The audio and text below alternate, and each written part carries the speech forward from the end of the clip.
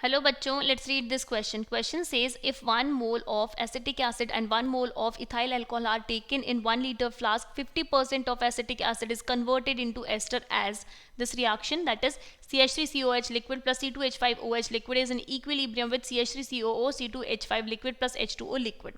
There is 33% conversion of acetic acid into ester if acetic acid and ethyl alcohol have been taken initially in molar ratio x:1. Find x. तो यहाँ पे हमें x की value calculate करनी है और यहाँ पे दो रिएक्शन की कंडीशंस दी हुई हैं. तो सबसे पहले हम हमारा की कॉन्सेप्ट लिखेंगे. तो की कॉन्सेप्ट क्या होता है, Kc कैसे कैलकुलेट करते हैं, दैट इज इक्विलिब्रियम कांस्टेंट. तो इक्विलिब्रियम कैसे कैलकुलेट करते हैं, product side concentration of product side at equilibrium upon concentration of reactant side at equilibrium. अब हम अपनी इक्वेशन लिखेंगे. तो इक्वेशन क्या है हमारी, CH3COOH plus C2H5OH. This is in equilibrium with CH3COO C2H5 plus water. तो यहाँ पर इनिशियली हमें 1 मोल दिया हुआ है. तो 1 मोल इनिशियली ये 0 ये कब है हमारे पास, time t is equals to 0 पे. अगर हम time t is equals to equilibrium पे देखेंगे तो यहाँ पे बोल रहा है कि 50% ही कन्वर्ट हो रहा है. तो 1 माइनस 0.5, 50% मतलब 0.5, दिस इज 1 माइनस 0.5. तो यहाँ पे फॉर्मेशन होगा 0.5 का.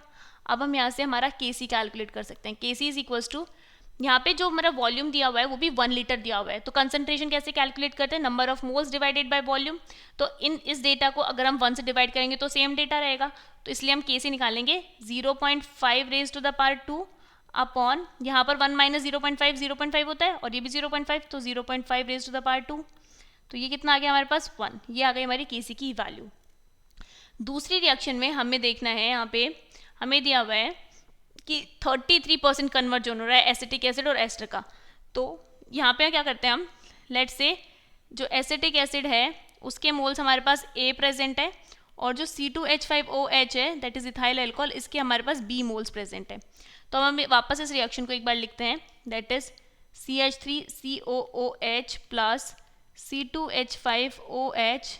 This is in equilibrium with CH3COO C2H5 plus water. तो इनिशियली हमारे पास इसके तो A मोल प्रेजेंट है और इसके B मोल प्रेजेंट है. अब एसिटिक एसिड 33% कन्वर्जन हो रहा है, तो यहाँ पर इनके 0 मोल्स थे. तो 33% कन्वर्जन का मतलब है A minus A/3, B minus A/3 और यहाँ पर कितना फॉर्मेशन होएगा, A/3. अब इसके लिए अगर हम Kc लिखेंगे तो Kc कैसे लिखेंगे, Kc is equals to product side कितना है A/3 multiply by A/3 upon A minus A/3 कितना होता है 2A/3 multiply by B minus A/3.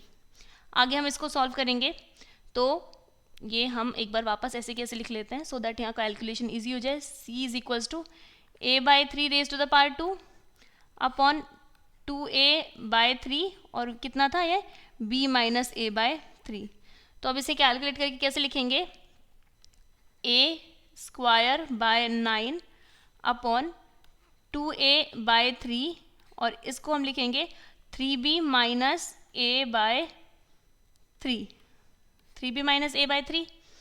आगे कैलकुलेट करते हैं. अब इसको हम पूरी को इससे मल्टीप्लाई करते हैं या फिर हम डायरेक्ट मल्टीप्लाई कर सकते हैं ऐसे. देखिए 2A/3 B से मल्टीप्लाई होगा तो कितना होगा 2AB/3 माइनस 2A/3 को A/3 से मल्टीप्लाई करेंगे तो 2A² बाय 9. अब हम A को कैंसिल आउट करते हैं. तो जब A कैंसिल आउट होगा तो यहाँ से एक A चला जाएगा क्योंकि A² था, यहाँ से एक A चला जाएगा और यहाँ से भी एक A चला जाएगा. So this is equals to Kc. आगे हम लिखेंगे फर्दर हमारी कैलकुलेशन कितनी आ गई, ये आ गया A/9, ये है 9, A/9 upon 2B/3 minus 2A/9. नीचे से हम LCM ले लेते हैं इसका, तो A/9 तो ऐसे कैसे ही है अपॉन इसका LCM लिया तो कितना लिया 9. सो ये आ गया 6B माइनस 2A. अब 9 से 9 कैंसिल आउट हो जाएगा. This is equals to Kc. यहाँ पे लिखते हैं हम, तो ये कितना रह गया A upon 6B minus 2A. This is equals to 1 क्योंकि हमारी Kc की वैल्यू 1 आई थी. Further A is equals to 6B minus 2A. यहाँ पर हम लिख सकते हैं 3A is equals to 6B और हमें A बाय B का रेशियो निकालना है, तो A बाय B आ जाएगा 6/3 दैट इज इक्वल्स टू 2/1. तो A किसके मोल्स माने थे हमने? A is equals to the moles of CH3COOH that is equals to 2 और B is equals to moles of C2H5OH this is equals to 1. तो जो हमारी X की वैल्यू है वो कितनी आई? 2.